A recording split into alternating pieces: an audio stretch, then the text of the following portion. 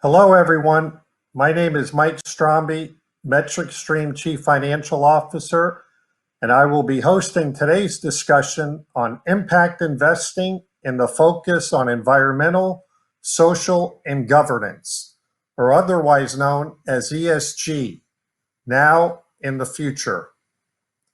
Today, we have an esteemed panel to talk about the growing awareness and responsiveness to ESG that exists in investment thesis all around the world today.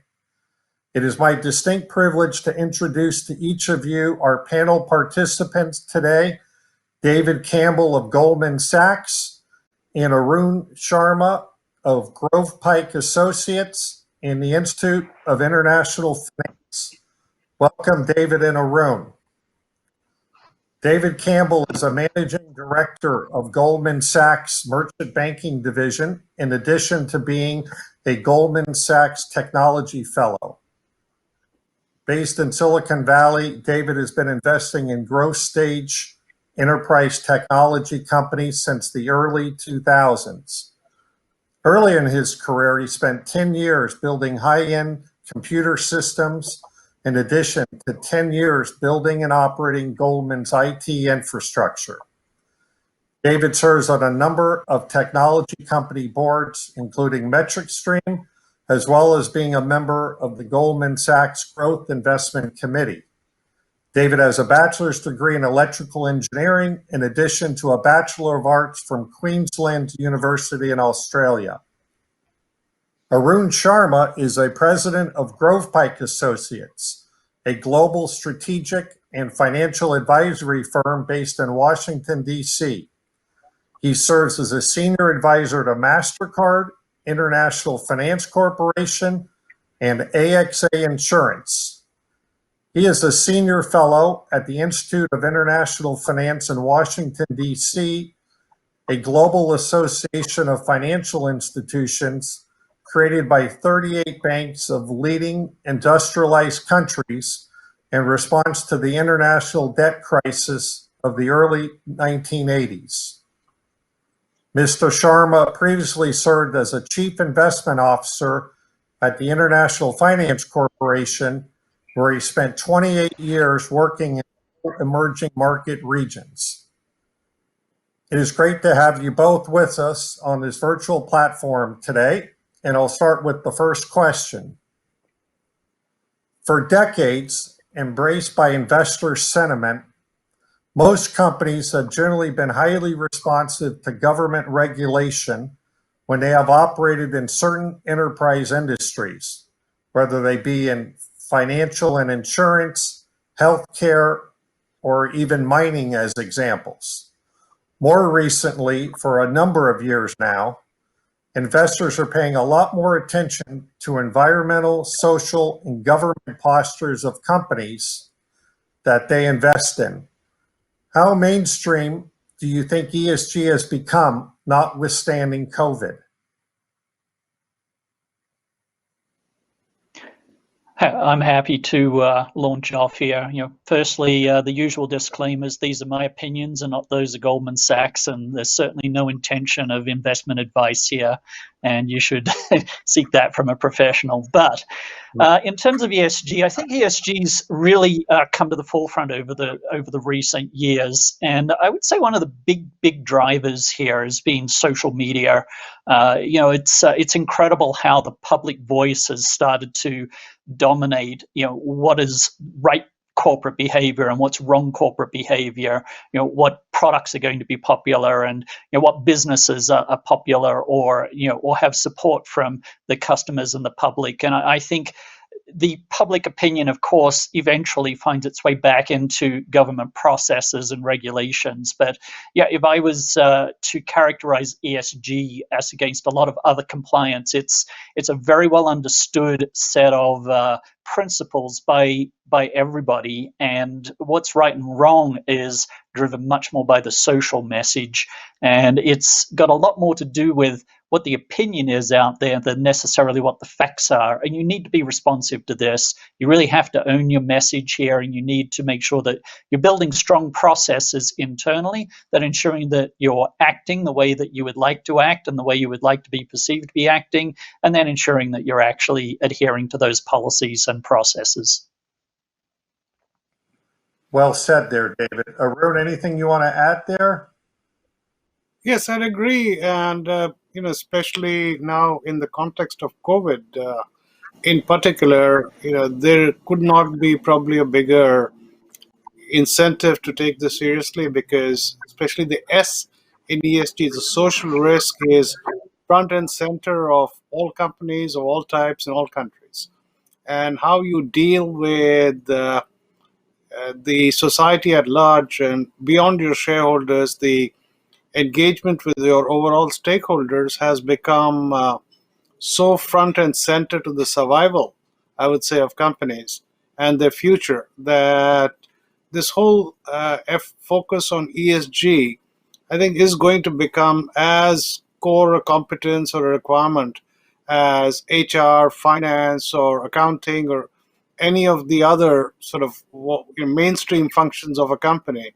And although this risk was a very low probability, but it has been such a high severity risk that there's no way in which this can be treated in the same way as before. So I think it's mainstream, and it's mainstream to stay. Excellent. Well, continuing with the investor theme, and certainly the interests of individual investor stakeholders, according to a recent study by Cerulli Associates, a Boston-based research firm that specializes in global asset management and distribution analytics, this really resonated with me, having young ones myself. The largest ever intergenerational transfer of wealth is expected to occur over the next few decades, most notably from baby boomers to millennials, and what is expected to result in an estimated $68 trillion transfer of wealth. It is evident that this generation of millennials are more focused on ESG with respect to investments, engaging in commerce, and purchasing products. David and Arun, how do you think businesses will look at incorporating ESG data as part of their competitive analysis to develop successful business strategies to attract these investors to maximize shareholder value? Look, sorry. Go ahead, Arun. You lead off. Go ahead, Arun. All right. Okay. So what I was going to say was that there are 3 or 4 implications of this development. First is that this whole millennial generation's views are, from an investment perspective, I think are already being taken into account by the institutional investors in the public markets in the form of ESG screens that are already in place with almost every large institutional investors, and increasingly adopted across even the medium and smaller investors. There is also, I think, a very important development that there are certain very highly publicized exits from companies by institutional investors who are not really keeping up to the expectations around ESG by investors. So that's another powerful lever. And then there is no doubt that the success of IPOs and the success of the stock's trading value, the demand for that stock of any company, is already being influenced by this sentiment and by the screen. And so what do companies do about it? I think there is 3 or 4 very core things I'll quickly mention. One is their internal sort of compliance and making sure that they really don't do any wrong. That's number one. Number two is that they need to ensure that their footprint and is minimized in a measurable way and then disseminated accordingly. And the third is that there are risks to the extent they exist, and they exist in literally in some form in most companies, some less, some more, which are going to be, I think, need to be disclosed, and I think we can talk a little more about that later in the panel. But in a very, very well organized, structured, and I would say reliable manner. And finally, I think there is a very important imperative for a lot of companies who can and who should try to go beyond simply their own carbon footprint and their own compliance, but to essentially find ways to contribute more positively and proactively, to a better world from an ESG perspective, and that's going to be, I think, very well rewarded by investors going in the future. So very much, this is now front and center to the entire value creation sort of proposition that companies have to construct for their investors.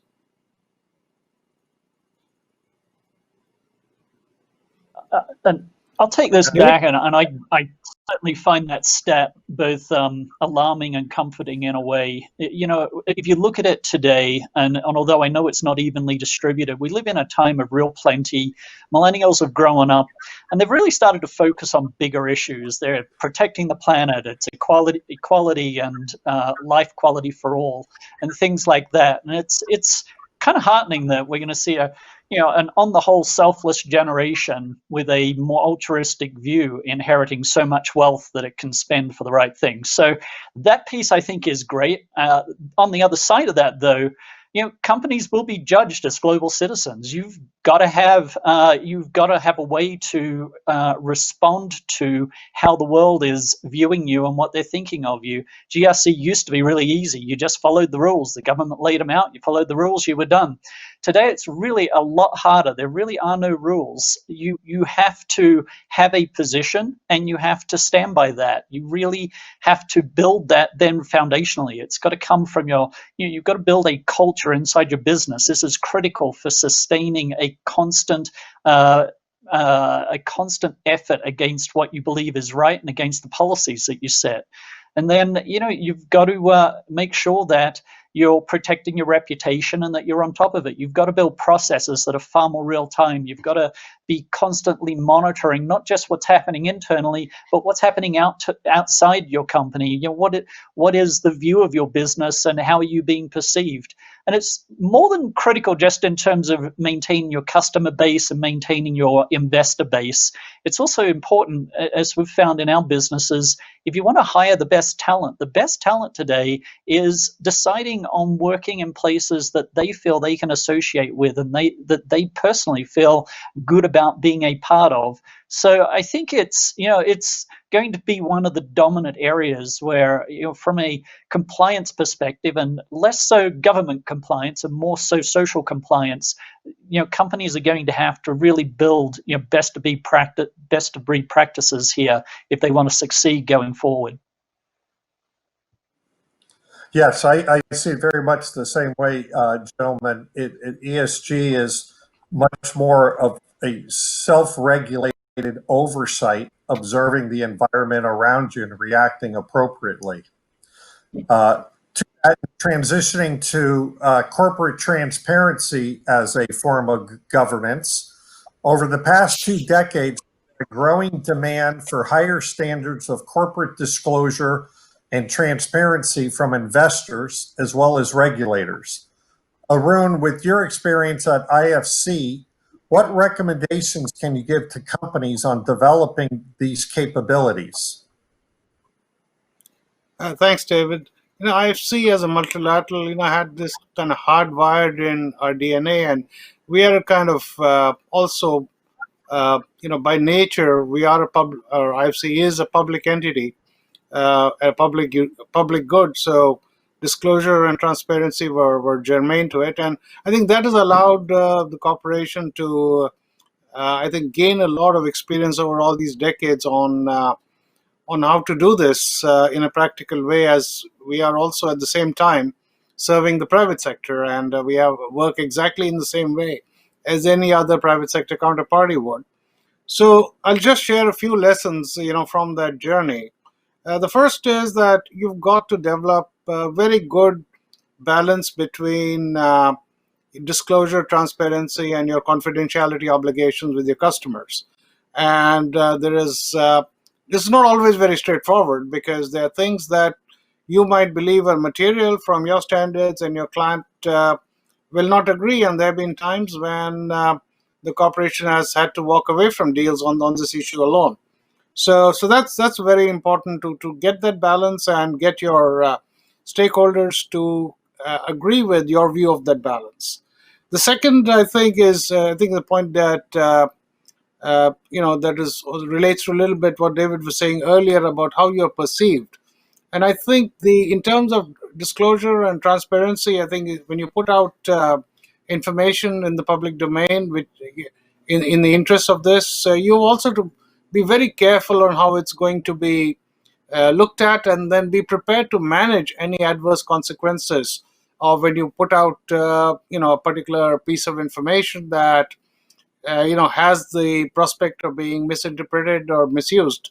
I think you need to be prepared very well internally to be able to deal with it. And then I think it's also very important to understand that all stakeholders may not have the same view of your disclosure and transparency policies. So getting that consensus up front in a very formal way is very, very important. And then the next lesson we learned is that we really need a very clear process. Who is responsible for this? Who signs off on the disclosure documents? Who signs off on the content? Who decides on the format? Who gets the approvals from all the stakeholders, in what form and what time frame? All these processes, I think, are very, very fundamental to making sure that you're making the right balanced level of disclosure and transparency for everyone at the same time, but you're doing it in the right way. And finally, I think all this requires a really strong upgradation of internal capacity.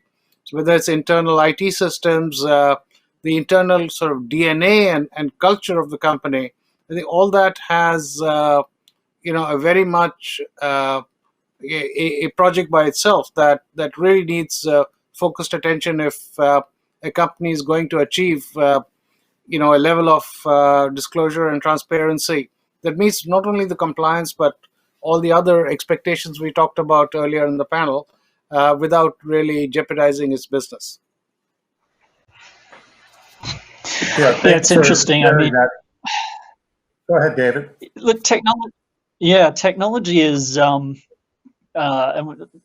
creating a very new operating environment for us. We're living with unprecedented transparency, and there's some, grand experiments out there of businesses that have decided that they will truly share openly everything, like literally leave their books and communications open to public scrutiny at all times. And it'll be interesting to see how that goes. It's kind of like, how will the world work if we could all read each other's minds fully? So it's going to be interesting to see how the business operating environment evolves in this, highly transparent environment. Every action and every decision is going to be made public. And so to deal with that, you're going to have to build very strong internal processes. You can't control every individual, but you need to make sure that individuals know how to act, that they've got a good set of guidelines, and that they're provided an environment and they're provided a structure within which they can make good choices and act the right way. You then, underlying that, you need to build a strong culture. You need to put in strong and consistent policies. But then to make all of this work, you're going to have to make sure that you're monitoring this really in real time, and that you've got a much tighter feedback loop, so that if things seem to be straying off what you thought they should be, you've got a way to course correct. You've got a way to bring things back in line, or to understand why they maybe are diverging from your expectations. And then on the other side of it, everyone's going to make mistakes, but it's more important than ever that you own your mistakes these days. I think we've seen some classic examples of where people have tried to hide their mistakes or hide from their mistakes or blame others for their mistakes over the last few years here, and it never ends well. I think there's just an expectation by the public today that you operate with a very high level of integrity and that you're authentic and you have a basis upon which you operate. And I think people are willing to forgive mistakes, but not if you have an inconsistency in the way that you act and the way that you present yourself. I think, and then on the other side of it, technology is in some ways creating some of the issues, but then technology is also going to be the solution. We're going to see this in GRC processes that are much tighter, would have a more pervasive presence in the business so that they can deal with less structured issues and less structured problem sets. And then on the other side of it, we're dealing in a world where we have things like deep fakes and cyber fraud, and some technologies evolving like blockchain, which is a tool that can help us to bring trust back into the information we're accessing and allow us to know that what we're looking at is real and has not been tampered with. And I guess the other technologies I think that we're all discussing at the moment. And remember, technology is a tool. It's neither good nor evil. It's how we use it that determines what we get out of it. But like big data and AI, I do believe that they're critical today. There's just so much data we can no longer keep up with it with human processes, and so we're going to have to build technology assistance that helps us access and manage this data and extract from it actionable understanding, and from that deploy that into our business processes and our business decisions. So it's going to be an interesting time. I think it's going to be a time when businesses learn how to operate with a level of scrutiny that they've never had to deal with before, and I think on the whole that's going to be a good thing. Okay, fantastic. I have a few questions coming in from the audience. I know we got a late start, so try to be quick here. But for the GRC professionals of the audience, could you give one or two pieces of advice to assist them in adapting to new job responsibilities that are likely to evolve in the near future if focus on ESG accelerates? What do they need to upskill on to be successful? I appreciate some of the adjectives you used there, David, about being authentic and believable. And certainly that was this theme that Mr. Bonga spoke about earlier today as well. But if you just want to comment briefly on that, I'll take a couple quick questions from the audience before we're out of time. Sure. So look, I think there are very few businesses out there that aren't building an ESG program. The vast majority of them building them up at the executive level. It's notably so core to their business and what they need to do, and they recognize that a lot of businesses are on their back foot and are starting to play catch up. I think the GRC team need to incorporate themselves in there. They bring to the table a set of tools and a set of practices and competencies that are going to be critical to a successful ESG program. If you're not involved in that program already, you should be reaching out to the people running it and asking, how can you help? How can you bring everything you've been doing to ensure compliance and with policy and regulations to the ESG program and ensure that it's working and it's effective inside your organization. Arun, did you want to add anything further?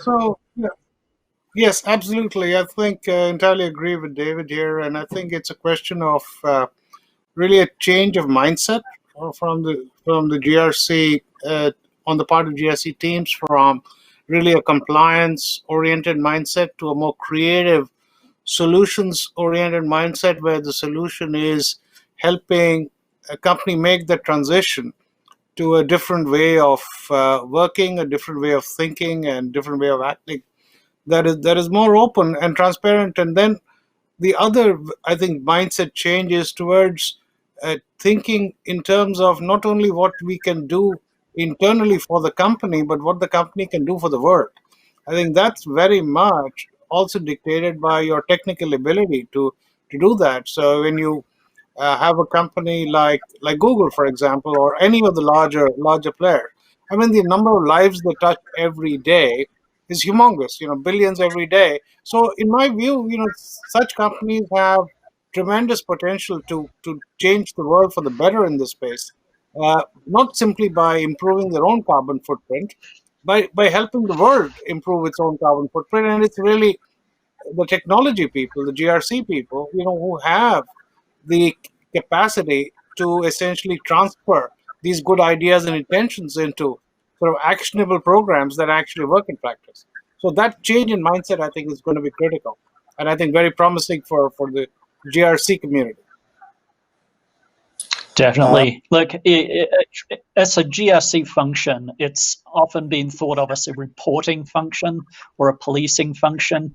It's really, though, it's a feedback loop. And if you recognize that as you build new systems, you need feedback loops to know if they're working and if they're on track, you recognize that GRC actually becomes a critical component of businesses being able to operate in this new environment. And you need to move from one of where they're a reporting and policing function into where they're really one of the functioning fabric of the business. And I think that's that they're the businesses that are going to succeed. Yeah, I think that proactiveness is part and parcel of the response to this question from our audience. So if either one of you want to comment, what types of behavior issues are most likely to damage a company's reputation during the height of the pandemic? It seems like the headlines are all about COVID-19 and not much else. Why don't you go ahead, Arun? Okay. Well, I think from what we've seen so far, what I've seen in my various clients and customers, I think any actions that show a disregard for society and show a disregard for relationships, where you've had a relationship for 50 years with somebody or 30 years, and you just find it expedient for us immediate gain, you kind of compromise the relationship without the level of engagement and I would say consultation and empathy that is needed at this difficult time. If you Yeah, I do that, lost I my, think that's going to be the worst damaging, worst thing you can do. And I can yeah, already see a lot of things yes, I will. happening I'm in going to the air. close, but I lost sound. We still have you, Mike. We can hear you. I'm going to pause now in the essence of time. I'll just we add lost him now. to Arun's. Gratitude to Arun. I'll add to Yeah, Arun's go ahead. comments just in case we're still airing here. Look, I think it's absolutely correct what Arun said. How you act over the short term is absolutely critical. And the companies that act well are going to get recognized. I think about some of my businesses where their customers are in the travel industry or in the hospital industry, or the energy industries, which have been massively impacted by the COVID-19 pandemic. And in those cases, they're giving them relief for payments. They're giving them terms that help them get through a very, very difficult spot. And then I think that is winning them a huge amount of support from their customer base. And so I think it's important that in really hard times like this, where everybody's been affected, where you step up and you do the right thing. And I think you'll gain a lot from that.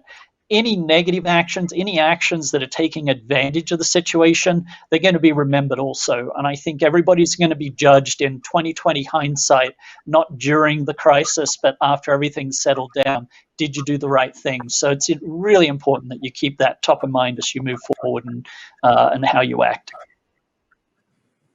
Fantastic. Well, I appreciate both of you participating today. We're out of time. You enlightened us great. We'll take these learnings forward into Mike is still ESG of our quiet. daily lives. Thank you.